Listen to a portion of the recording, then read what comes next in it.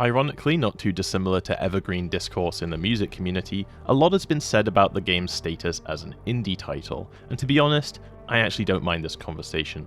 I think unfortunately a lot of the criticism about Mixtape's occasional categorization as indie is full of bile and vitriol rather than any actual open-minded interest, but it's a question that I think has no clear answer and shows the flaws in obsessively trying to label everything.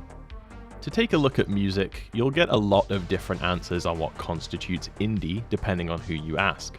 For some, it is rigidly the concept of an artist releasing their work independent of a major record label. For others, it's a less concrete feel of music that is potentially rooted in earlier artists' freedom from the pressures of the music industry, but is now being replicated and adapted by plenty of big-name labels. Some would even define it by nature of its exposure or popularity within the mainstream, painting it as more of an ephemeral title that could be lost or regained entirely depending on the current zeitgeist.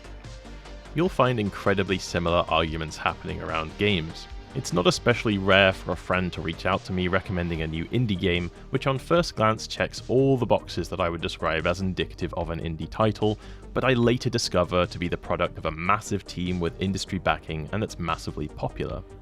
Now, I want to make it extremely clear that none of these impact my enjoyment or willingness to play a game, but it does bring into question what an indie game even is.